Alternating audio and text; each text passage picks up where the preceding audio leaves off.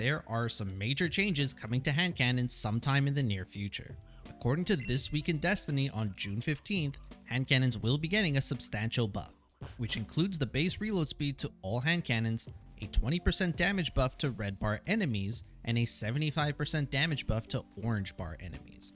There's also going to be a new type of hand cannon that will fire a 2-round burst, similar to the Warden's Law, that Bungie has stated is a much more satisfying weapon to use. With these changes, we might be entering a hand cannon PvE meta, and for that reason, let's talk about the most important hand cannons you should be looking out for. Let's start off with Solar. Now if you have Lightfall and you've completed all the quests Nimbus gives you, eventually you will be rewarded with the Epical integration. This by itself is one of the better solar hand cannons you can get, and one of 2 solar hand cannons that can roll with Incandescent. If you're running a solar subclass, Incandescent is a very good enabler for your subclass. Scorching targets will proc many of your fragments, such as Ember of Searing, which will grant melee energy and create fire sprites, and Ember of Ashes will make it much easier to proc an ignition. So you should absolutely get this quest done before the end of the season. Now that being said, while it's a very good hand cannon, it's not the best. I'm putting it here because it's very accessible.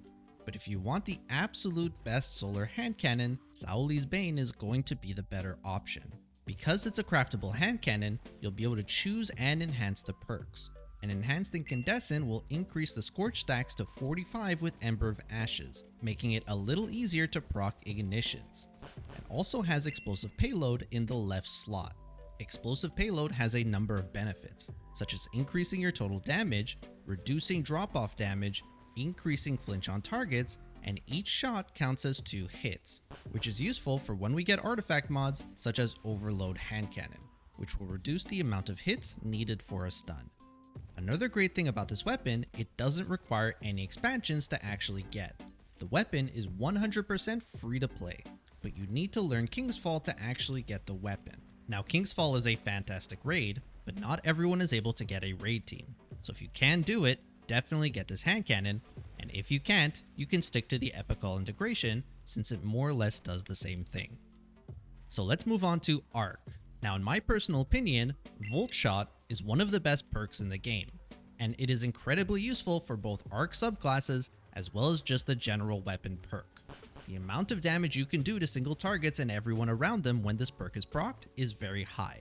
Unfortunately, the 2 best Arc hand cannons that have this perk are locked behind raids. So if you want either of these hand cannons, you have to learn one of these 2 raids. The good news is that there are plenty of ways to easily beat these encounters and just farm these weapons. So let's talk about the first one, Nation of Beasts. This is a 140 hand cannon that drops from the Last Wish raid. The easiest way to get this hand cannon is to wait for the Last Wish Pinnacle week. This is when every single drop is farmable. Find a group that is only doing the first encounter, you can melt the first boss in around 30 seconds and just repeat. I'm not going to get into too much details in this video, there's plenty of tutorials on how to get this done on YouTube, but you don't actually need to learn the whole raid. You can get every single legendary Last Wish drop from this one encounter, which includes Nation of Beasts. Now the other hand cannon is Posterity. This is a 180 RPM arc hand cannon with Volt Shot, and this hand cannon drops from the Deepstone Crypt raid, and specifically, it only drops from the 3rd encounter. Now when it comes to which hand cannon is actually better, that mostly depends on which archetype you prefer. If you prefer 140 hand cannons which hit harder but fire slower, you can farm Last Wish. And if you prefer 180s, you can try going into Deepstone Crypt. But either way, both hand cannons are very powerful. There is one more honorable mention when it comes to Arc hand cannons, and that is the Combined Action. This is the 3rd Arc hand cannon that drops with Volt Shot. I'm mentioning this here because it does drop from world activities, which means you don't need to raid in order to actually get it. The only problem is that it is incredibly difficult to farm, so you just need to be on the lookout for it. If you get one to drop, check the rolls for Volt Shot, see if you got one that's worth using, otherwise, go for one of these raids. Alright, so let's talk about Void. Now because of how Void works, and how you can put volatile rounds into Void weapons, you don't really need Void specific perks to get the most out of your Void subclass. That being said, there are some pretty good Void weapons with Void specific perks I'd like to talk about. this season has a craftable hand cannon targeted redaction. This is right now the only hand cannon in the game with destabilizing rounds. Destabilizing rounds will essentially spread volatile to nearby enemies when defeating targets. It's a pretty neat perk that essentially works like incandescent on Void, but there's a little bit of a cooldown with the enhanced perk reducing that cooldown. Regardless of how people feel about adding volatile on Void weapons, this is still a very good perk, especially on harder content when you're not getting as many kills. And considering it's a seasonal craftable weapon, it's definitely worth putting on the list. Now, if you're someone who doesn't have any issues using volatile rounds, if you're a Gerfalcon hunter that doesn't care about destabilizing rounds, there are some other options, but definitely not as accessible as this hand cannon. Repulsor Brace is another great perk that works well with Void subclasses. This will give you an overshield when defeating volatile enemies. If you put volatile rounds on your weapon, you can essentially get an overshield every time you defeat an enemy. Right now, there are only 2 hand cannons with Repulsor Brace. The first one being the Ikelos hand cannon. This is a 180 craftable hand cannon that actually has some neat perks. But if you don't have the pattern, it's very difficult to obtain, since you need to have this drop for you randomly in the world. Now, the other hand cannon is the Exalted Truth. This is probably the best Void hand cannon in the game. It has Repulsor Brace, so you can lean into that if you're looking for Void specific perks, or you can go for something like Multi-Kill Clip or Rampage, if you prefer damage perks. This is a Trials weapon, so it only drops for you if you play some Trials of Osiris near the weekend. If you manage it, you'll be rewarded with a very powerful hand cannon, but if not, you can always go for some of these other options. Moving on to Stasis, the best hand cannon you can get for Stasis is the Ias Luna.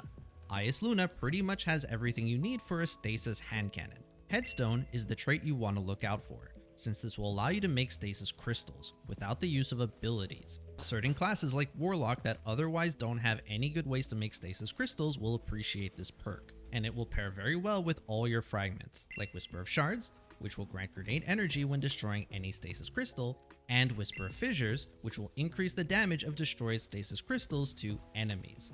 Ias Luna requires the 30th anniversary to actually obtain, so it may not be as accessible to all players. Vulpecula is technically a free hand cannon that can be acquired instead, the only difference being that it's a 180 RPM archetype. Dares of Eternity can sometimes drop this weapon, but only during specific weeks. So if you manage to get one with Headstone, it can be a good option. The only other Stasis hand cannon in the game is the Something New that is currently dropping for free during the Solstice of Heroes event. It is only dropping until August 8th and is right now the most accessible Headstone hand cannon. So feel free to farm that if you feel it's a good option. But if you have the 30th anniversary, you should definitely go for Ias Luna. Next on our list is Kinetic. Kinetic is definitely a bit of a mixed bag. The game has evolved dramatically since the introduction of the kinetic weapons, and they are definitely the most out of place weapons on this list. That being said, there are some pretty powerful options, so we can talk about a few of them. The first one being everyone's favorite, the Fatebringer.